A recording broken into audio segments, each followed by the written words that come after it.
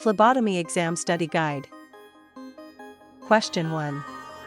Which of the following is a sign of phlebitis? Redness and warmth along the vein. Bruising. Numbness.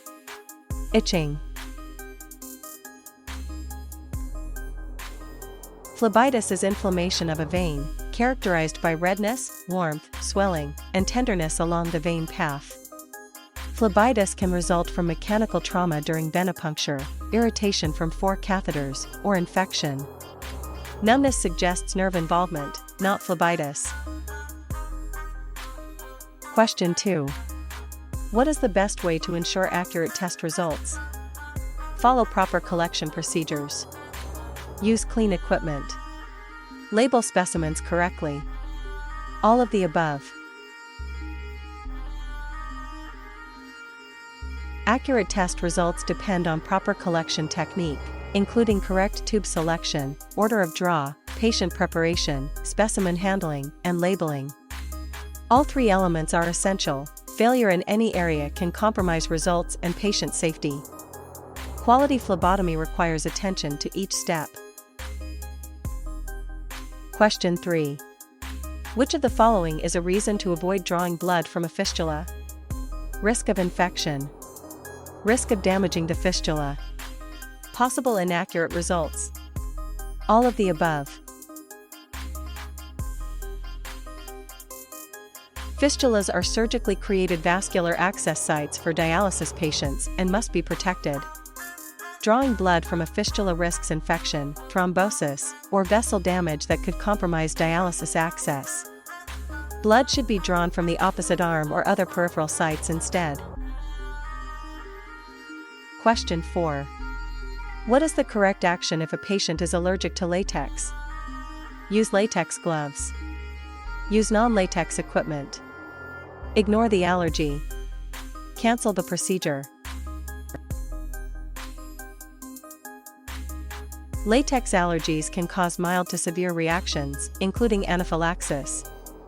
Use non-latex gloves, tourniquets, and bandages for patients with known latex allergy. Nitrile or vinyl alternatives provide equivalent barrier protection without the allergenic risk. Always screen for latex allergy before phlebotomy. Question 5. Which of the following is a sign of syncope? Dizziness and fainting. Bruising. Swelling. Redness. Syncope, fainting, is characterized by sudden dizziness, lightheadedness, pallor, diaphoresis, and loss of consciousness due to decreased blood flow to the brain. It is a common vasovagal response to venipuncture. Patients should be positioned supine with legs elevated to promote recovery. Question 6. What is the correct action if you cannot find a vein after 2 attempts? Keep trying. Ask another phlebotomist or nurse. Stick the patient repeatedly. Give up. Phlebotomists should make no more than 2 unsuccessful venipuncture attempts before seeking assistance. Continuing beyond 2 attempts increases patient discomfort and complication risk. Another phlebotomist or nurse may have better success using a different technique or site. Question 7. Which of the following is a reason to avoid drawing blood from the same site repeatedly? Risk of scarring. Risk of infection. Risk of vein damage. All of the above. Repeated venipuncture at the same site causes venous sclerosis, thickening, scarring, increased infection risk, and potential vein collapse. Rotating sites preserves venous access for future draws and reduces patient discomfort. Document sites used to ensure appropriate rotation. Question 8. What is the correct action if a patient starts bleeding excessively after a puncture? Apply pressure and notify a nurse. Ignore it. Leave the patient. Apply a Band-Aid only. Excessive bleeding may indicate a coagulopathy or anticoagulant use. Apply firm pressure with gauze for at least 5 to 10 minutes and notify the nurse or provider. The patient should be evaluated for bleeding disorders and the site monitored for hematoma formation. Do not apply a bandage until bleeding has stopped. Question 9. Which of the following is a reason to use a syringe for blood collection? Fragile veins. Difficult draws. Small blood volume needed. All of the above. Syringes allow controlled suction, making them ideal for fragile veins that collapse under vacuum tube pressure. They are also useful for difficult draws requiring precise needle positioning and for collecting small volumes from pediatric or elderly patients. Syringes prevent vein collapse and reduce hemolysis risk. Question 10. What is the correct action if a specimen is mislabeled? Relabel it. Discard and redraw. Ignore the error. Send it to the lab anyway.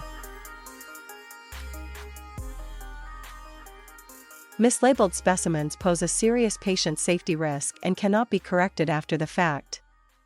The specimen must be discarded, and a new specimen collected with proper labeling performed immediately after the draw in the patient's presence. Never relabel a specimen after leaving the patient's side. Question 11. What step must be taken when collecting a lactic acid test?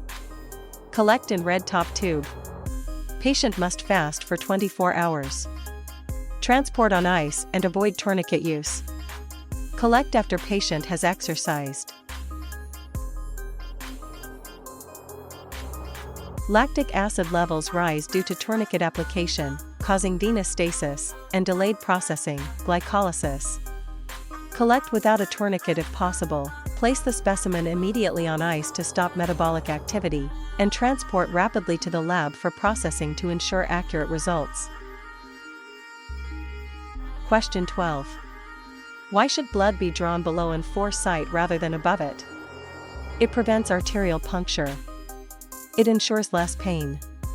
It prevents dilution or contamination from fore fluids. It allows better visualization. Drawing above an active foresight risks collecting blood mixed with fore fluids, which dilutes analytes and produces falsely low results.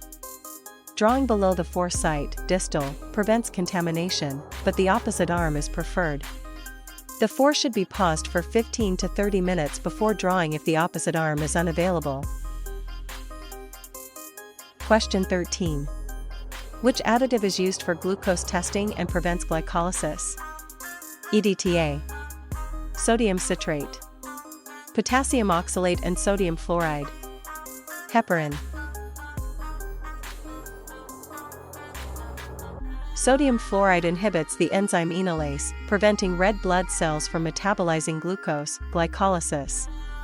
Potassium oxalate acts as an anticoagulant. Together, they preserve glucose levels for up to 24 hours, making gray top tubes essential for accurate glucose and lactate testing. Question 14. Which of the following should a phlebotomist do when labeling tubes? Label before the draw. Label while walking to the lab. Label immediately after collection in front of the patient. Label back at the workstation. Tubes must be labeled immediately after collection while still in the patient's presence to ensure correct identification. Labeling away from the bedside risks mislabeling errors. The label should include patient's full name, date of birth, collection date, time, and phlebotomist's initials. Question 15. A patient's veins are not visible or palpable. What is the best technique to try next? Use a lancet. Use a larger gauge needle. Apply a warm compress. Massage the arm upward. Applying a warm compress, dry or moist heat, for 3 to 5 minutes dilates veins and increases blood flow, making them more visible and palpable. This technique is particularly effective for elderly or dehydrated patients. Warmth promotes venodilation through local vasodilation, improving vein accessibility. Question 16. Which test requires the patient to be in a basal state? Electrolyte panel, lipid panel, prothrombin time, hemoglobin A1C. A basal state requires overnight fasting, 8 to 12 hours, and abstinence from exercise to establish baseline metabolic levels. Lipid panels, cholesterol, triglycerides, are particularly affected by recent food intake. Triglycerides can increase significantly after meals. Fasting ensures accurate cardiovascular risk assessment. Question 17. A capillary specimen should not be collected from a warm fingertip, a patient over 18 months of age, a finger on the dominant hand, an edematous site.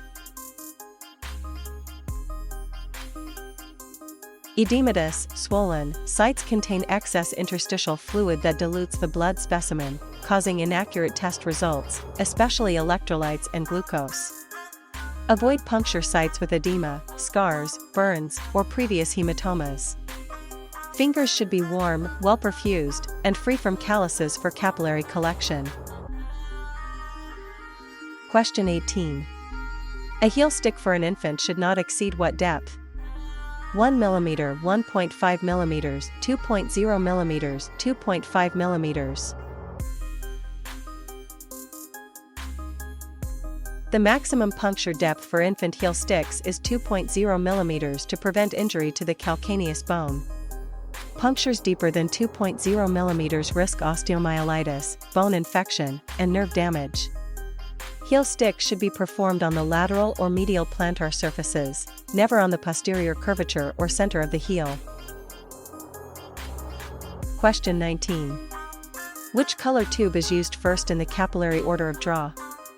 Lavender, green, blood culture, EDTA. In capillary collections, the lavender EDTA tube is drawn first because EDTA preserves cell morphology for hematology tests, CBC. The order of draw for capillaries differs from venipuncture. Blood films and lavender tubes are prioritized before other additives to prevent platelet clumping and ensure accurate cell counts. Question 20. If a patient has an N4 in one arm and has had a mastectomy on the other, what should the phlebotomist do? Use the arm with the 4. Draw below the 4. Draw from hand or foot with physician approval. Draw from the mastectomy side. Drawing from a mastectomy arm is contraindicated due to risk of lymphedema and infection. The arm with the active 4 risks dilution and contamination. With physician approval, hand or foot veins can be used as alternative sites. Document the physician order and use proper technique for these less common sites.